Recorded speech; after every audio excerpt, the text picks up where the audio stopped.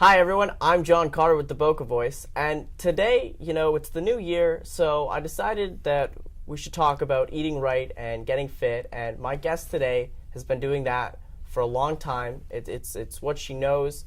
Debra Tendrich is the founder and CEO of a nonprofit called Eat Better, Live Better, and so Debra, thanks for being here today. Thank you for having me. So tell me, what made you start this nonprofit? Well, I had always been obese since I was 7 years old. I was in the dental field, and I was told I needed to get healthier. So I started working out, eating right, and I lost 70 pounds. The patients would come in every 6 months, and they asked me, "Where's the other girl who used to work here?" And it was actually me. They just didn't recognize me because I had done such a huge transformation before their eyes. So following that, I had about 50 or 60 patients give me a call and tell me I inspired them to join the gym or to eat right, to drink more water, to walk every day, and that really made me feel good. On top of that, I actually have a 7-year-old daughter who was borderline ADHD at the time, and the doctor said she is going to need medication, she is hyperactive, her focus is off, so when I changed her diet, her behavior completely changed. So I thought about it, and I took my inspiration and everything I've done and brought it into the school system. I started talking to the kids and on career days, and I would get them all excited to eat right.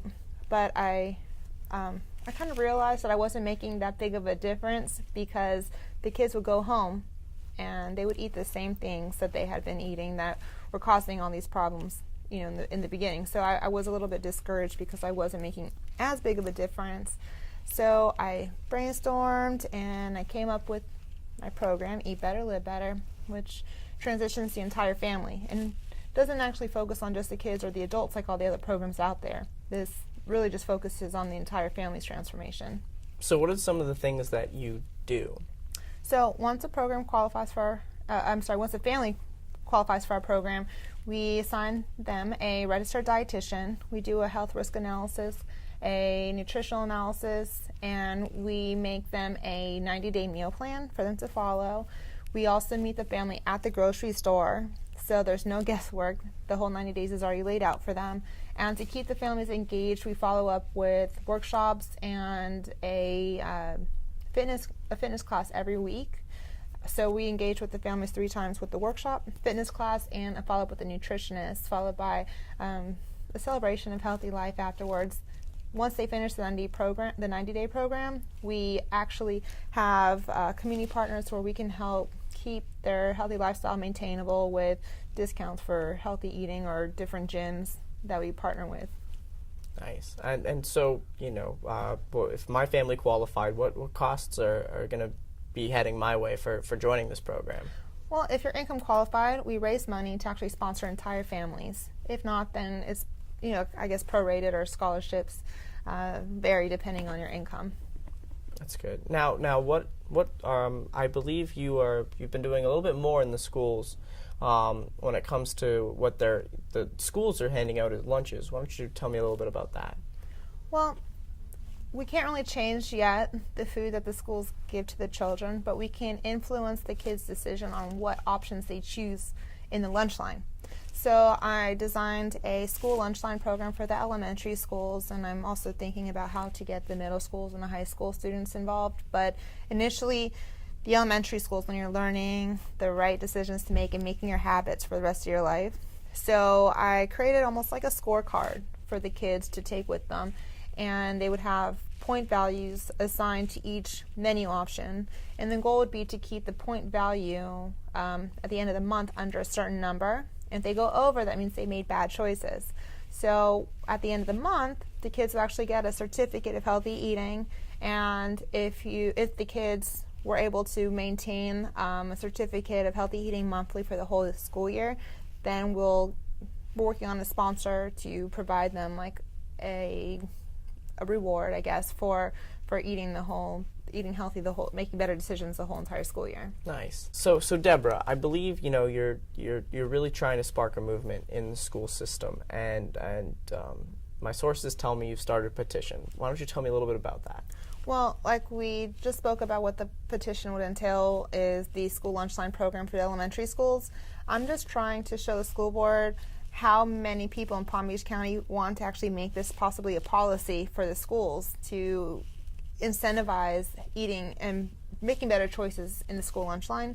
So I did design a petition to help raise awareness throughout the community. We're trying to maybe reach, my goal is 100,000 names. I don't know, but the more signatures, the better. After we piloted the program in one school, we're going to take the petition and the results from that one school pilot into the school board, and then discuss maybe possibly making a policy or making a countywide program.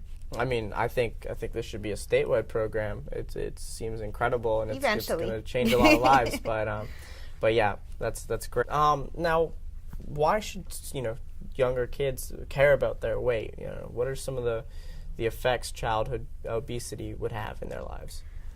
Well, besides automatically losing about 5 years off of their life just by being an obese child, the biggest issue besides obesity in kids right now is bullying. And you hear stories every day about kids getting picked on, but approximately 60% of the kids being bullied are bullied about their weight. And about 160,000 kids a day stay home from school because they're bullied. So if the majority of them are being bullied from their weight, obesity, and kids who are obese or overweight, a lot of them are going to drop out of school because they're afraid of being teased or bullied. A lot of them the teen suicide rate, is through the roof right now, and the majority of it is from cyberbullying or in school bullying or being teased about their weight. Not just that, the medical costs associated with childhood obesity are way over $14 billion a year right now. And in 2030, they're projecting up to $66 billion a year in type 2 diabetes. It's been up. The rates are up 15% since 1994, and type 2 diabetes was unheard of for being diagnosed in kids. It was just basically for adults. Cardiovascular disease, learning disabilities. You can pretty much any disease, is triggered by obesity in kids. So Debra, what events do you have coming up? So we're putting on a 5K walk run at the Town Center Mall. It is being timed by AccuChip, so the serious runners can participate. But we also have a kids mile, so kids as young as 1 can participate with their parents, in the stroller, or they can actually run across the finish line. They all get finishers medals, t-shirts. We have a whole kids zone at the end, so after they do the run or the walk, then they can play in the bounce houses, get base painting, carnival games. It's just a whole fun family day after the 5K, and that's April 30th at the Town Center Mall. So to register for that, eatbetterlivebetter5k.com. eatbetterlivebetter5k.com, and we're expecting thousands of people to show up that day. If you're a business and you wanted to promote yourself there, we are looking for sponsors for that event as well. And I mean, I'm going to be in the bounce house all day. I'm not going to lie. How can people that want to help you out with your organization and want to get involved, because this is an incredible thing you're doing and it's going to help a lot of people. So how can people get partner with you and donate?